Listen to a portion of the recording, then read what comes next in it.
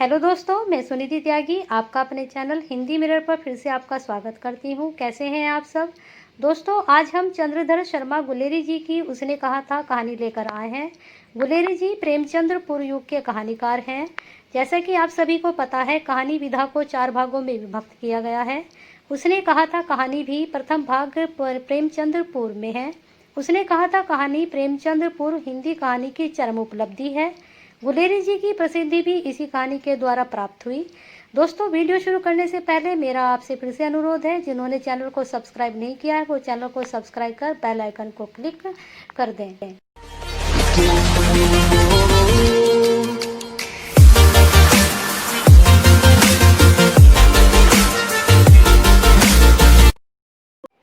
Hello दोस्तों, चलिए शुरू करते हैं आज की कहानी उसने कहा था। यह चंद्रधर शर्मा गुलेरी द्वारा लिखी गई है, जो प्रेमचंद पूर्व युग के विशिष्ट कहानीकार हैं। उनकी प्रसिद्धि भी इसी कहानी से मिली। उसने कहा था कहानी के द्वारा ही इनको प्रसिद्धि प्राप्त हुई थी। चलिए शुरू करते हैं आज की कहानी उसने कहा था। बड़े बड़े शहरों के इक्के गाड़ी वालों की जबान के कोड़ों से जिनकी पीठ छिल गई है और कान पक गए हैं, उनसे हमारी प्रार्थना है कि अमृतसर के बम्बू कोर्ट वाले की बोली का मरहम लगाएं। जबकि बड़े शहरों की चौड़ी सड़कों पर घोड़े की पीठ को चाबुक से धुनते हुए इक्के वाले कभी घोड़े की नानी से अपना निकट यौन संबंध स्थिर करते हैं, कभी उसके गुप्त वह अंगों से डॉक्टर को लजाने वाले परिचय दिखाते हैं, कभी राह चलते पैदलों की आंखों के न होने पर तरस खाते हैं, कभी उनके पैरों की उंगलियों के पोरों के जीत कर अपने ही मन को सताया हुआ बताते हैं और संसार भर की ग्लानि और शोक के अवतार बने नाक की सीधा चले जाते हैं। तब अमृतसर में उनकी बिरादरी वाले तंग चक्करदार गलियों में हर एक लड़ी वाले के ठहर कर सब्र का समुद्र उमड़ा कर बचो खालसा जी, हटो भाईजा, ठहरन ना भाई, आने दो लाला जी, हटो बाछा कहते हुए सफेद पेटों खंचरों बत्तखों गनेर खोमचे भारे वालों के जंगल में राह खेते हैं। क्या मजाल है कि जो साहब बिना गुने किसी को हटना पड़े। यह बात नहीं कि उनकी जीप चलती ही नहीं, चलती है पर मीठी छुरी की तरह महीन मार करती हुई। यदि कोई बुढ़िया बार बार चिटोनी देने पर भी लीक से नहीं हटती तो उनकी वचनावली के नमूने हट जा जीड़े जोगिए, हट जा कर्मा वालिए, हट जा पुत्ता प्यारिये, बच जा लंबी वालिए। समष्टि में इसका अर्थ है कि तू जीने योग्य है, तू भाग्य वाली है, पुत्रों को प्यारी है, लंबी उम्र तेरे सामने है, तू क्यों मेरे पहियों के नीचे आना चाहती है, बच जा। ऐसे बम्बू कोर्ट वालों के बीच में होकर एक लड़का और एक लड़की चौक की दुकान पर आ मिले। उसके बालों और उसके ढीले सुथने से जान पड़ता था कि दोनों सिख है। वह अपने मामा के केश धोने के लिए दही लेने आया था और यह रसोई के लिए बढ़िया। दुकानदार एक परदेसी से गुथ रहा था जो सिर भर गीले पपड़ी की गड्डी बिने हटता न था। तेरा घर कहाँ है?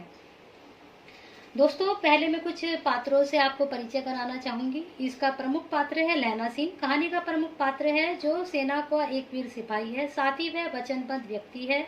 अपनी वचनबद्धता का प्रमाण वह अपने प्राणों को त्याग कर देता है। फिर इसकी नायिका है सुबेदारनी। कहानी की नायिका है वह लैना सिंह की बचपन की प्रेयसी तथा सूबेदार वजीरा सिंह की पत्नी है। वजीरा सिंह सूबेदार है तथा सूबेदारनी का पति है।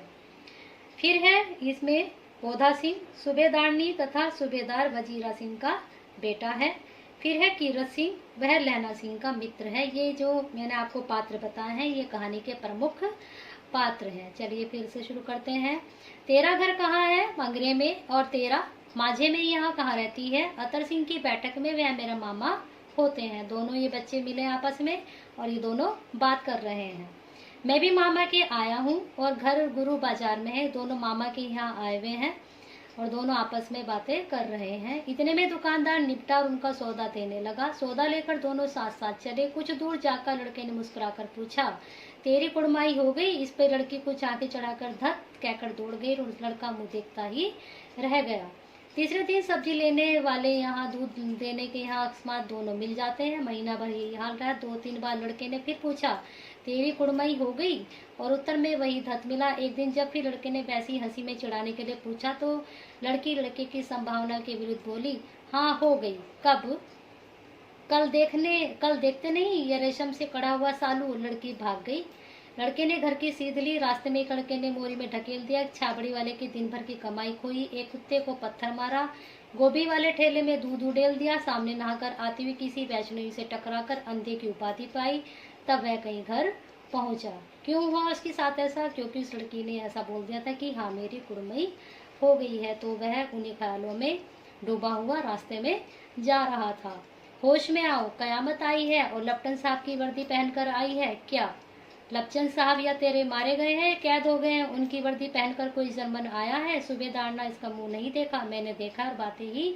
सोहरा साफ उर्दू बोलता है पर किताबी उर्दू। मुझे पीने को सिगरेट दिया है तो अब मारे गए। धोखा है। सूबेदार कीचड़ में चक्कर काटते फिरेंगे और यहाँ खाई पर धावा होगा, उधर उन पर खुले में धावा होगा। उठो, एक काम करो, पलटन में पैरों के निशान देखते देखते दौड़ जाओ। अभी बहुत दूर न गए होंगे। सूबेदार से कहो कि एकदम लोटा में खंदक की बात झूठ है, चले जाओ। खंदे के पीछे से ये निकल जाओ, पत्ता तक न खुड़केगा। देर मत करो। हुक्म तो यही है कि यही ऐसी तैसी हुक्म की। मेरा हुक्म है जमादार लहना सिंह जो इस वक्त यहाँ सबसे बड़ा अफसर है, उसका हुक्म है। मैं लपटन साहब की ही खबर लेता हूँ। पर यहाँ तो तुम 8 ही हो। 8 नहीं 10 लाख। एक एक अकालिया सिख 1.25 लाख के बराबर होता है। चले जाओ। लौटकर खाई के मुहाने पर लहना सिंह दीवार से चिपक गया। उसने देखा कि लपटन साहब ने जेब से बेल के बराबर 3 गोले निकाले, तीनों को जगह जगह खंदक की दीवारों में घुसेड़ दिया और तीनों में एक तार सा बांध दिया। तार के आगे सूत की गुत्थी थी जिसे सिगड़ी के पास रखा। बाहर की तरफ जाकर एक दिया सलाई जलाकर गुत्थी रखने। बिजली की तरह दोनों हाथों से उल्टी बंदूक को उठाकर लहना सिंह ने साहब की कोनी पर तान कर दे मारा। धमाके के साथ साहब के हाथ से दिया सलाई गिर पड़ी। लहना सिंह ने कुंता साहब की गर्दन पर मारा और साहब आंख मीन गांठ करते हुए चित हो गए।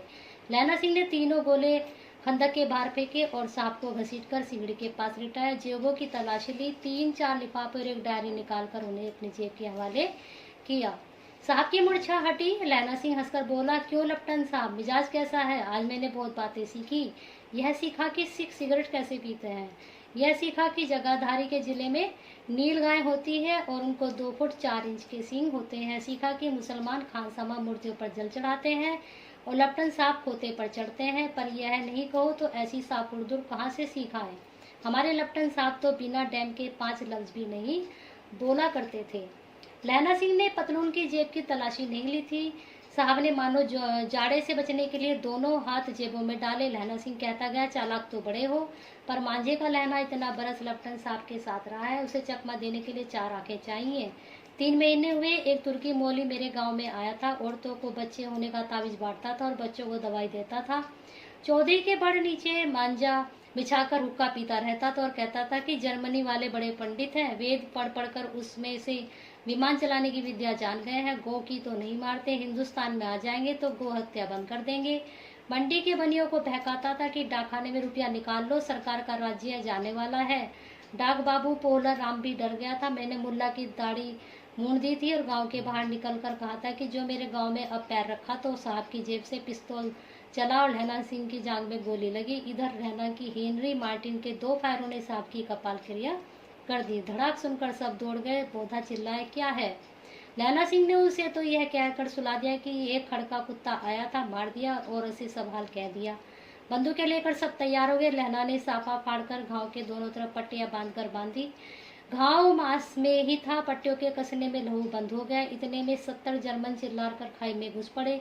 सिखों की बंदूकों की बाढ़ ने पहले से ही धावा को रोका, किसी दूसरे को रोका।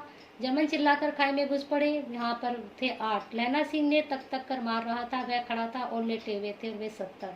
अपने मुर्दा भाइयों के शरीर पर चढ़कर जर्मन आगे घुसे आते थे। थोड़े मिनटों में अचानक आवाज आई, वाह गुरुजी की फतेह, वाह गुरुजी का खालसा। और धड़ाधड़ बंदूकों के फायर जर्मनों की पीठ पर पड़ने लगे। ऐन मौके पर जर्मन 2 चक्कों के पाट के बीच में आ गए। पीछे से सूबेदार हजार सिंह के जवान आग बरसाते थे और सामने से लहना सिंह के साथियों के संगीन चल रहे थे। पास आने पर पीछे वालों ने भी संगीन पिरोना शुरू कर दिया। एक किलकारी और अकाल सिख खोदी पहुंच आई। वाह गुरु जी फतेह, वाह गुरु जी की खालसा, सत्य श्री अकाल पुरुष। और लड़ाई खत्म हो गई। 63 जर्मन या खेत रहे थे या करा रहे थे। सिखों ने 15 के प्राण गए।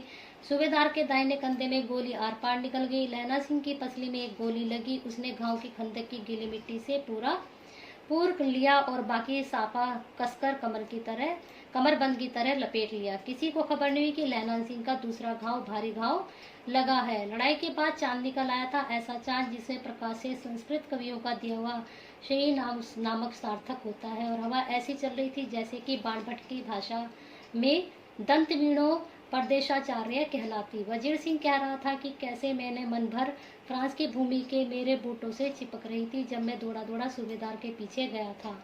सूबेदार लहना सिंह से सारा हाल सुना और कागजात पाकर उसकी तुरंत बुद्धि को सराह रहे थे और कह रहे थे कि तू ना होता तो आज सब मारे जाते।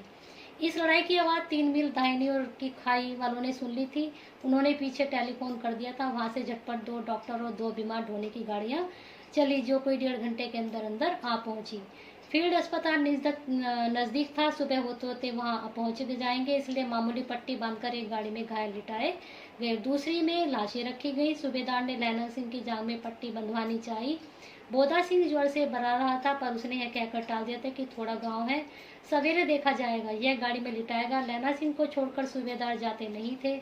आपको मैंने भी बताया था कि ये 3 पात्र इसमें मुख्य है, बोधा सिंह, सूबेदार और लहना सिंह। लहना सिंह वही लड़का होता है जो उस लड़की को बाजार में मिलता है और यह सूबेदार उस लड़की का पति होती है जो उसको बाजार में मिलती है और यह सूबेदारनी बन गई होती है। बोधा सिंह सूबेदार का सूबेदारनी का पुत्र होता है। यह फौज में होता है लहना सिंह।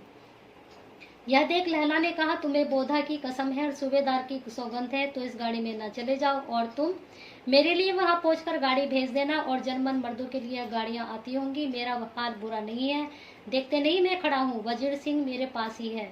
वह जो उसका मित्र है लहना सिंह का वजीर सिंह, वह उनको बोलता है कि यह मेरे पास ही है, तुम दोनों चले जाओ, मेरे इतना बड़ा घाव नहीं है। बल्कि लहना सिंह को बहुत गहरा घाव लगा हुआ था, लेकिन वह अपना घाव फिर भी छुपा लेता है। अच्छा, पर बोधा गाड़ी पर लेट गया। भला आप भी चढ़ जाओ। सुनिए तो सूबेदारनी, होरा की चिट्ठी लिखो, वो मेरा मत्था टेकना लिख देना और जब घर जाओ तो कह देना कि मुझसे जो उसने कहा था वह मैंने कर दिया। लहना सिंह सूबेदार से बोलता है कि जो उसने सूबेदारनी ने मुझसे कहा था वह मैंने कर दिया है। उस वह बोलती है, जब लड़ाई छिड़ी थी तो वह लहना सिंह को अकेले जाकर बोलती है कि मेरे पुत्र और मेरे पति के प्राणों की रक्षा करना। तो वह बोलता है कि जो उसने मुझे कहा था वह मैंने पूरा कर दिया। गाड़ियां चल पड़ी। सूबेदार के चढ़ते चढ़ते लहना का हाथ पकड़कर, तूने मेरे और बोधा के प्राण बचाए हैं, लिखना कैसा, साथ ही घर चलेंगे। अपनी सूबेदारनी से तू ही कह देना उसने क्या कहा था।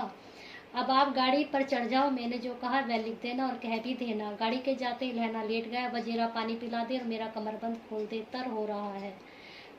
मृत्यु के कुछ समय पहले स्मृति बहुत साफ हो जाती है। जन्म भर की घटना एक एक करके सामने आती हैं। सारे दृश्यों के रंग साफ होते हैं। समय की धुंध बिल्कुल उन पर से हट जाती है। लहना सिंह 12 वर्ष का है, अमृतसर में मामा के यहाँ आया हुआ है। अब ये देखे, अब उसने फिर वहाँ पर शुरू कर दी है कहानी जो उसका फ्लैशबैक था। अमृतसर में मामा के यहाँ, दही वाले के यहाँ, सब्जी वाले के यहाँ, हर कहीं उसे 8 साल की लड़की मिल जाती। जब पूछता है कि तेरी कुड़मई हो गई तब वह धत कहकर भाग जाती है। तो उसने वैसा ही पूछा, उसने कहा हाँ हो गई। देखते नहीं रेशम के फूलों वाला सालू। ये सुनते लहना सिंह को दुख हुआ, क्रोध हुआ। क्यों हुआ?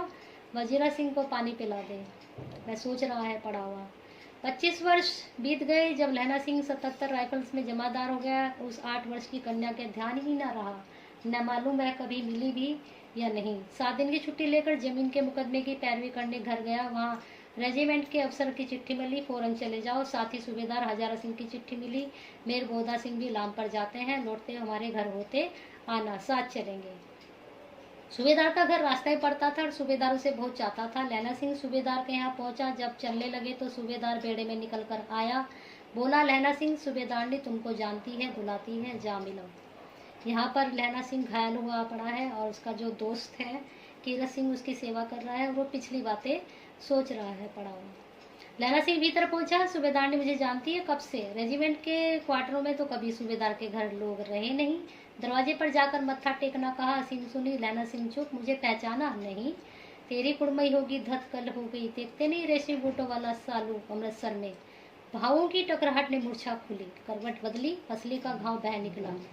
वजीरा सिंह पानी पिला। उसने कहा था स्वप्न चल रहा है। वह बार बार अपने दोस्त को, वजीरा सिंह को बता रहा है कि उसने ये सब कहा था।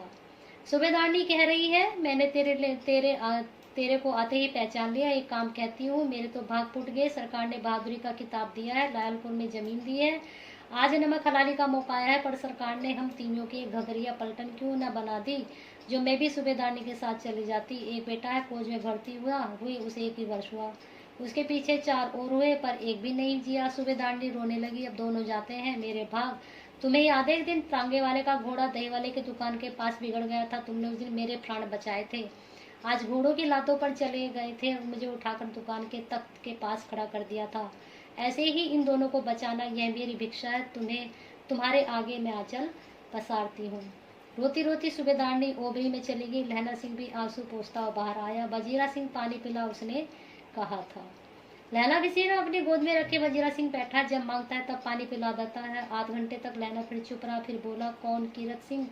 वजीर ने कुछ समझकर कहा, हाँ भैया, मुझे और ऊंचा कर ले, अपने पट पर मेरा सर रख ले। वजीरा ने वैसा ही किया। हाँ अब ठीक है, पानी पिला दे बस। अब के हाड़ में यह आम खूब फलेगा। चाचा भतीजा दोनों यहीं बैठकर आम खाना। जितना बड़ा तेरा भतीजा उतना ही बड़ा यह आम। जिस महीने उसका जन्म हुआ उसी महीने मैंने उसे लगाया था। वजीरा सिंह के आंसू टपक रहे थे। कुछ दिन पीछे लोगों ने अखबारों में पढ़ा, फ्रांस और बेल्जियम 67वीं सूची मैदान में घाव में मरा 77 सिख राइफल जमादार लहना सिंह, क्योंकि उसकी जो मृत्यु हो चुकी थी।